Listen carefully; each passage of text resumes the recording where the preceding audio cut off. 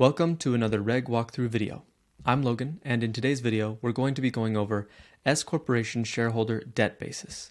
And we're going to be doing that the SuperfastCPA way, which is diving straight into questions to learn the material. If you don't know much about our strategies and you want to learn more, make sure you go to SuperfastCPA.com and check out our free 1-hour webinar training. We teach the key ingredients to passing the CPA exam. Again, it's 1 hour, it's free, and it will save you so much time struggling with your process. Make sure you go check it out. The link will be in the description. Also, if you like the idea of going through questions to learn the material, make sure you check out our SuperfastCPA app, where we not only have audio notes and review notes, but 5-question mini quizzes that you can easily access on your phone all throughout your day to continue practicing. With that said, let's dive straight into the questions. Okay, here is question 1. Karen is a shareholder in Green Energy Solutions, Inc., an S Corporation. At the beginning of the year, Karen's stock basis was $50,000, and her debt basis due to loans she made to the corporation was $25,000.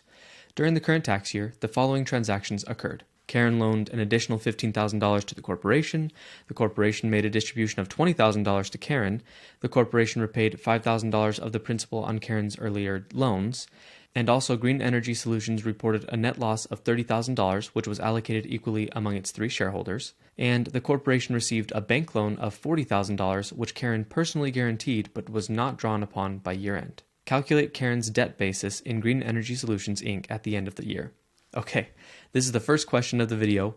You might not even know what debt basis is, and there's a lot of information here, so let's go ahead and look at the answer to see how we can break this down. Alright, and the answer is $35,000. And here's how we calculate that.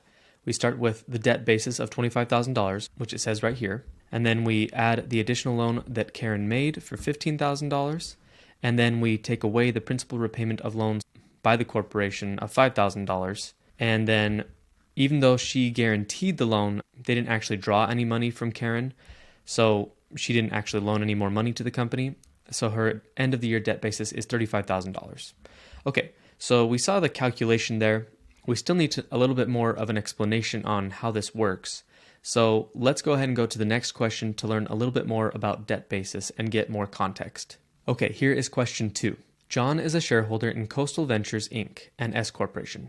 At the beginning of the year, John had no debt basis. During the year, the following transactions occurred. John loaned $20,000 to Coastal Ventures, which was formally documented with a promissory note specifying terms and interest. Later in the year, John loaned an additional $25,000 to the corporation under similar formal terms, and then Coastal Ventures made a principal repayment of $10,000 on the first loan during the year. So we need to calculate John's debt basis in Coastal Ventures at the end of the year. All right, based off the first question, you might be able to calculate this because it has pretty similar components and debt basis isn't that complicated. So if you'd like, go ahead and pause the video and see if you can get the correct calculation. And when you're ready, come back and we will look at the answer together. Okay, and the answer is $35,000 again, but for different reasons. So let's go ahead and look at the calculation, and it looks like there's a better explanation in this question. So let's go ahead and look at it. Initial debt basis didn't start with any, obviously. He gave a loan to the company, so that gave him $20,000.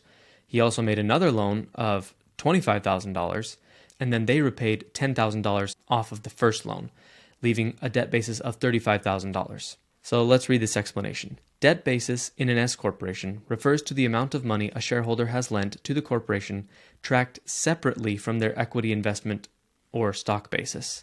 It's crucial for determining the tax implications of the corporation's losses, distributions, and repayments.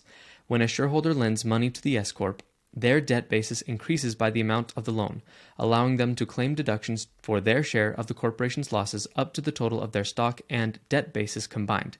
This is called tax basis. If the corporation repays any portion of these loans, the shareholder's debt basis decreases by the amount of the repayment. So debt basis is pretty straightforward. If a shareholder loans money to the S corporation, they then have debt basis. And they increase their debt basis if they loan more money to the company, and their debt basis will decrease if and when the company repays part of that loan. It's pretty simple. It is different than stock basis though, and we are going to talk a little bit about stock basis in this video. But for the purposes of the CPA exam, debt basis, not super complicated. It's their loans and it decreases when it's repaid. Let's go ahead and go to the next question to learn a little bit more. Okay, here is question 3. Alice is a shareholder in Seaside Enterprises, Inc., and S Corporation. At the beginning of the year, Alice's debt basis was $50,000 due to previous loans she made to the corporation. During the current year, the following transactions occurred. Seaside Enterprises repaid $20,000 of the principal on Alice's loans. Alice made no new loans to the corporation this year. The corporation did not distribute any funds to shareholders this year. Assuming no other transaction affecting Alice's basis, calculate Alice's debt basis in Seaside Enterprises, Inc. at the end of the year. Okay, this question is just to hit home what we've learned in the previous two questions before we move on to something else. So you should know how to do this by now. Go ahead and pause the video, do the calculation. You might not even have to pause the video. You probably already know what the answer is. But when you're ready, come back and we'll look at the answer. Okay, and the answer is $30,000. And it's pretty simple. Starting debt basis was $50,000 as it mentioned at the beginning of the question. Principal repayment was $20,000. That reduces the debt basis by $20,000. And that's all that happened in the whole year. So Alice's debt basis is $30,000 at the end of the year. Again, debt basis by itself, not super complicated. Now let's go ahead and look at a little bit of stock basis and maybe stock basis and debt basis together. All right, here is question 4. Marianne is a shareholder in Clearview Designs, Inc. and S Corporation. At the beginning of the year, Marianne's stock basis was $70,000 and her debt basis was $20,000. Throughout the year, the following transactions occurred. Clearview Designs reported a net income of $40,000, allocated equally among its 4 shareholders. Marianne made an additional investment of $10,000 in exchange for more stock. Marianne received a distribution of $25,000. The corporation repaid $5,000 of the principal on a loan directly from Marianne.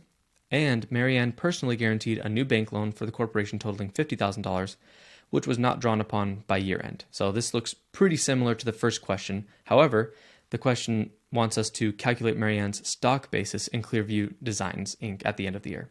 Okay, so again, stock basis is not the same as debt basis. If you don't really know how to calculate stock basis, let's go ahead and look at the answer. If you do understand stock basis, see if you can calculate the correct answer based off of now knowing what debt basis is, and now you probably know what would not go into debt basis and what would not go into stock basis, and so on. But with that said, let's go ahead and look at the answer. Okay, and the answer is $65,000. So the stock basis would start at $70,000, like it said at the beginning. Then the net income allocated to her would increase it. The additional investment in stock, so again, this is not a loan, this is her investing money to have more stock in the company. And then distributions do decrease stock basis. They may not decrease debt basis, but we'll talk about that in the next question. So the end of the year stock basis is $65,000. And as for the loan repayment and personal guarantee, these affect the debt basis, not the stock basis. Now let's read a little bit more about stock basis specifically. An S corporation stock basis represents the amount of the shareholder's economic investment in the corporation, tracked for tax purposes. It begins with the initial capital contribution or the cost of acquiring the stock, and then adjusts upward for additional capital contributions and the shareholder's share of the corporation's income. It also adjusts downward for distributions received from the corporation, non-deductible expenses, and the shareholder's share of the corporation's losses. This basis is crucial because it limits the amount of losses shareholders can deduct on their personal tax returns and determines the tax implications of distributions and stock dispositions. Essentially, maintaining an accurate stock basis ensures that shareholders can maximize their tax benefits related to corporate losses and distributions. So again, stock basis is probably more what you would typically think of, when you invest in a company, and then depending on how well the company does, your basis will go up and down in that. But it is separate from debt basis when it comes to S corporations. Now that we understand debt basis and stock basis pretty well, let's go ahead and do the last question and see how they interact together. Okay, here is question 5. Linda is a shareholder in Blue Tech Innovations, Inc., an S corporation. At the beginning of the year, Linda's stock basis was $40,000, and her debt basis was $15,000 due to previous loans she made to the corporation. During the year, the following transactions occurred. Blue Tech Innovations reported a net profit of $20,000, allocated equally among its 4 shareholders. Linda received a distribution of $55,000, and there were no loans made by Linda or repayments of existing loans during the year. Assuming no other transactions affecting Linda's basis, calculate how the distribution affects Linda's stock and debt basis at the end of the year. Okay, we know how stock basis and debt basis work essentially from the other questions. So if you want, go ahead and take a guess or see if you can figure out what the correct answer would be, how distributions can affect stock basis and debt basis. But either way, let's go ahead and look at the answer. Okay, and the answer is she would have no stock basis left, and she would only have $5,000 worth of debt basis remaining. So let's look at the calculation and the explanation. So obviously, stock basis started at $40,000. She gets an increase of $5,000 because she's a 25% shareholder, and then the distribution received was $55,000. So you would think maybe that would leave her stock basis at negative $10,000, but you actually can't have a negative stock basis. And let's read that right here. However, since the stock basis cannot be negative, it falls to $0, and the remaining distribution that cannot be covered by the stock basis, which was $10,000, must reduce the debt basis. So that's when you would take the debt basis less the distribution, and that leaves you with a debt basis at the end of the year of $5,000. And here's what that means. Here's the tax implications. The excess distribution amount that reduces the debt basis may be taxable as a capital gain to Linda if her overall basis, stock plus debt, does not cover the distribution. So basically what that's saying right there is if a distribution exceeds the whole tax basis, so that means it exceeds stock basis and debt basis, any amount that is over that tax basis amount, and again, tax basis is stock basis and debt basis together, any amount over that tax basis would be taxed as a capital gain. And then as far as future loss deductions, a reduced debt basis limits Linda's ability to deduct future losses passed through from the S Corporation until her basis is restored either through additional contributions or net income allocations. Now, we're not going to dive super deep into restoring basis, but basically, if you no longer have debt or stock basis, before you can take losses again, you have to gain back debt and stock basis. Again, we're not really going to dive into that in this video, but that's how it works. When stock and debt basis are totally exceeded, and again, that's your total tax basis, then the amount that exceeded the stock basis and the debt basis is considered a capital gain. All right, now that we've done those 5 questions, let's finish out the video by doing one more part of the SuperfastCPA strategy, which is something called pillar topics. Now, the idea behind pillar topics is as you're going through questions, to learn the material, you will notice the topics that are obviously important. These are the things that keep coming up in the questions that you've seen like 3, 4, 5 times throughout the questions, and you know they're important based off of your review course questions. So let's go ahead and go to the pillar topics for this video. And here are the pillar topics. Debt basis is different from stock basis. Debt basis is essentially when a shareholder loans money to the S Corporation. It is decreased when the S Corp makes payments on the debt. Pretty much that's it. Debt basis is pretty simple. Stock basis is more typically what we think of. It's when a shareholder buys into the corporation. It is increased and decreased by normal business activities of the S Corporation and also distributions. Debt basis and stock basis together make up tax basis.